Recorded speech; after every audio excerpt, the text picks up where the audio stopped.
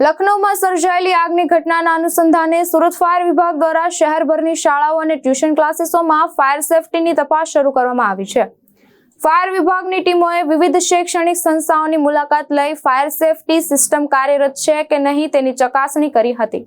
તપાસ દરમિયાન fire extinguisher, hydrate system તેમજ ફાયર એલાર્મ સહિતના સાધનોની ચકાસણી કરવામાં આવી હતી। સાથે જ શાળાના દરેક ફ્લોર અને અલગ અલગ ક્લાસરૂમમાં જઈ સુરક્ષા વ્યવસ્થાનું નિરીક્ષણ કરવામાં આવ્યું હતું। ફાયર વિભાગના અધિકારીઓએ વિદ્યાર્થીઓને કોઈપણ દુર્ઘટનાના સમયે કેવી રીતે બચાવ કરવો તેમજ ફાયર સેફટીના સાધનોનો ઉપયોગ કેવી રીતે કરવો તે અંગે માર્ગદર્શન પણ આપ્યું હતું। ઉપરાંત શાળા સંચાલકો દ્વારા ફાયર એનઓસી સમયસર લેવામાં આવે છે કે નહીં તેની પણ તપાસ કરવામાં આવી હતી। વિદ્યાર્થીઓની સુરક્ષાને સર્વોચ્ચ પ્રાથમિકતા આપીને સુરત ફાયર વિભાગ દ્વારા સમગ્ર શહેરમાં ચેકિંગ અભિયાન ચલાવવામાં આવી રહ્યું છે। મારું નામ પરમાર મનીષાબેન છે। આજે ફાયર સેફટી દ્વારા જે સર દ્વારા ચેકિંગ કરવામાં આવેલ છે, ખૂબ જ ધ્યાનપૂર્વક, ચીવટપૂર્વક, ધ્યાનપૂર્વક આ ચેકિંગ કરવામાં આવેલ છે। દરેક સાધનોનું ચેકિંગ કરવામાં આવેલ છે। ફાયર એનઓસી નું ચેકિંગ કરવામાં આવેલ છે। ફાયર એનઓસી તથા સાધનો જે કંઈ પણ ફાયર સેફટી બાબતના છે એ બધું જ ઓકે અમારી સ્કૂલમાં જણાય છે।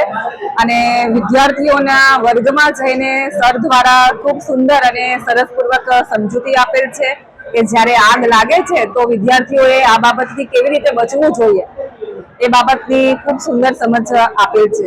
મારું નામ ફાયર ઓફિસર દિનુભાઈ એમ પટેલ, કતારગામ ફાયર સ્ટેશન। શાળાઓમાં તપાસ કરાઈ રહી છે, કઈ કઈ બાબતોની ચકાસણી? હાલના તબક્કામાં જે કતારગામ વિસ્તારની અંદરમાં આવેલ કોઈ પણ હોસ્પિટલ, ટ્યુશન ક્લાસીસ અને સ્કૂલ ત્યાં કોલેજ એ વિસ્તારમાં ચેકિંગ કરવાનું કારણ એ છે કે જે જગ્યા પર ફાયર સિસ્ટમ લાગેલી છે કે એનઓસી આપવામાં આવેલી છે એ કયા કયા વિસ્તારમાં આપવામાં આવેલી છે, કઈ જગ્યા પર નથી લેવામાં આવેલી છે, એ જગ્યા પર અમે તાકીદે જઈને સ્થળ તપાસ કરીને ચેકિંગ કરીએ છીએ। અગર જે જગ્યા પર એનઓસી લેવામાં નહીં આવેલ હોય, અપૂરતી ફાયર સેફટી લગાવેલી હોય, એમને અમે નોટિસ આપીએ છીએ અને એ લોકોને જાગૃત કરીએ છીએ કે તમારે એનઓસી લેવાની જરૂર છે।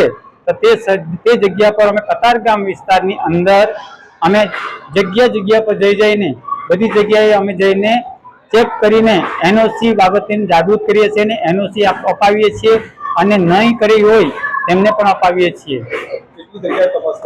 હાલના તબક્કામાં આપણે કતારગામ વિસ્તારની અંદરમાં આવેલ ટ્યુશન ક્લાસીસ અને સ્કૂલ, કોલેજ, કોમર્શિયલ બિલ્ડિંગ જે જગ્યા પર અમે તપાસ કરીને જઈ રહ્યા છીએ અને ચેકિંગ કરી રહ્યા છીએ।